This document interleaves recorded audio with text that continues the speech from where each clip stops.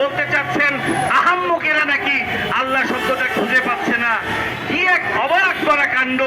রাতে দেখলাম পরের দিন ওনার জন্য সবচেয়ে বড় আহাম্মক সেই লোগোটা সেখান থেকে সরিয়ে ফেলেছেন। তার দলের প্রধান নাকি নিজেই আল্লাহ শব্দটা খুঁজে পান নাই। তাহলে লজ্জা পেয়ে তিনি কেন সরিয়ে ফেললেন?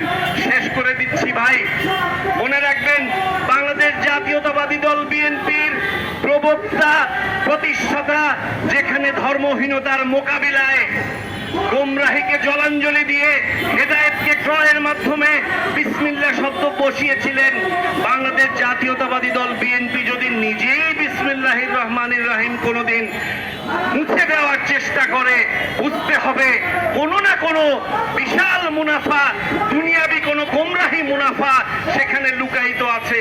কারণ তারাই তো এটার প্রবক্তা, তারা কেন সেটা মুছতে চাইবে?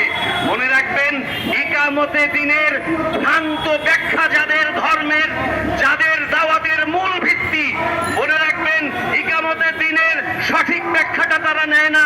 ভ্রান্ত ব্যাখ্যা যাদের মূল ভিত্তি, তারা আল্লাহ শব্দটাকে গুপ্ত করতে পারে, ইকামতে দ্বীনকে মুছে ফেলেছে। বুঝতে হবে এই ঘরের ভিতরে শত্রু কোনো না কোনো বড় ডিলিংস তারা করে ফেলেছে। এই ডিলিংস হতে দেওয়া যাবে না, রুখে দাঁড়াতে হবে।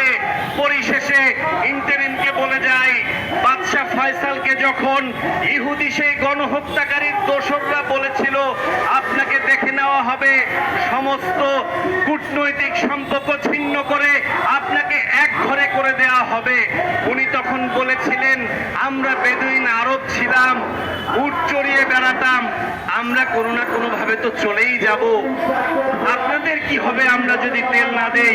সেজন্য ইন্টারিমকে বলছি উত্তরণের একমাত্র গণতান্ত্রিক উপায় হলো একটি গ্রহণযোগ্য নির্বাচন। আমরা দীর্ঘ সংগ্রাম করেছি, আমরা আরো আন্দোলন সংগ্রাম করতে পারবো ইনশাল্লাহ।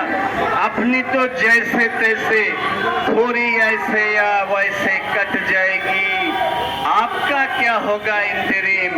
মনে রাখবেন অচিরেই আমরা একটি গণতান্ত্রিক উত্তরণে যাব ইনশাল্লাহ। শিলামাছি থাকবো রাজপথে, দেখা হবে বিজয়ের পথে। বাংলাদেশ জাতীয়তাবাদী দল জিন্দাবাদ।